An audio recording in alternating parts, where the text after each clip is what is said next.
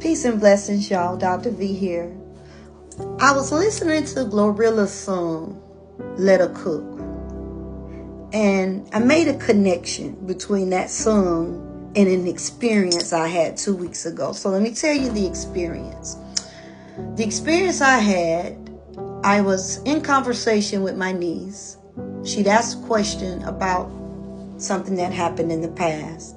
And she needed greater context as to why things were the way they were as it relates to a family member.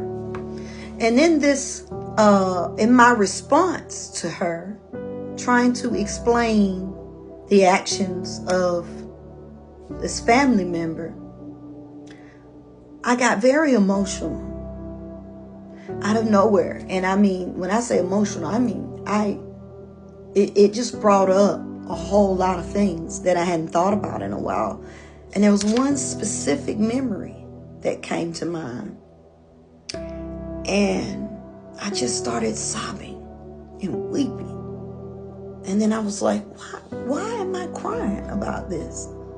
Why am I, my big old 45-year-old self, crying about something that happened when I was 10, so long ago, that I have processed? I've gone to therapy. I'm thinking, hey, I've done the work, right? Put me in the oven for an hour. I'm done. I did it.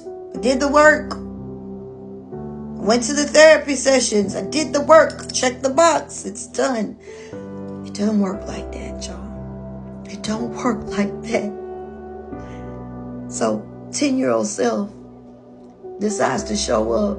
And she did. And she showed up and she showed out. And I had to embrace her. I had to nurture her. Had to give her permission to cry. And I had to validate her experience.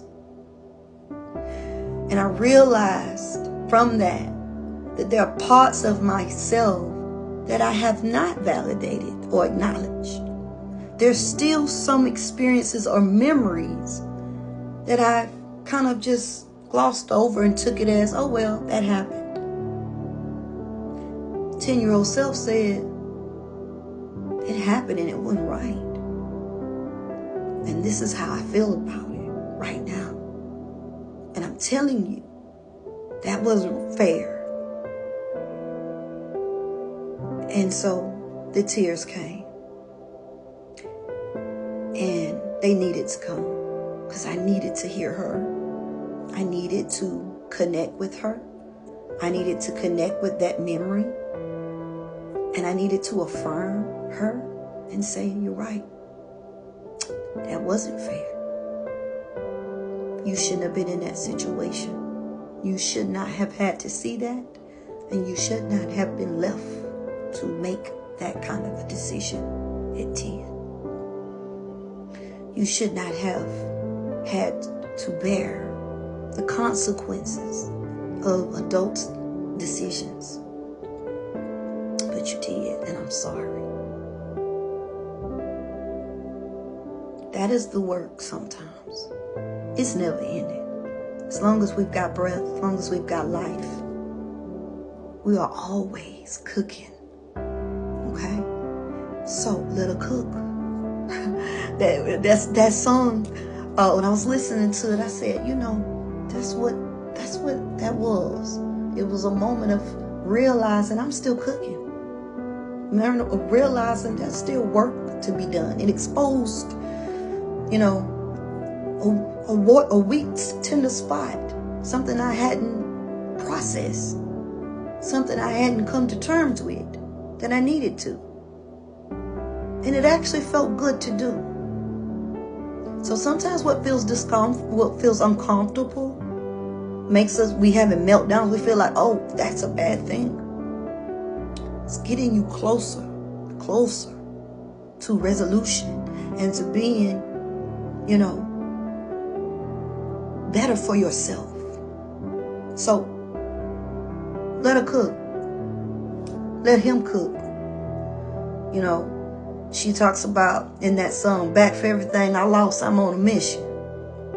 And I thought about that and I said, dang, that's like 10-year-old me really just showing up and being like, let me tell you something, sis.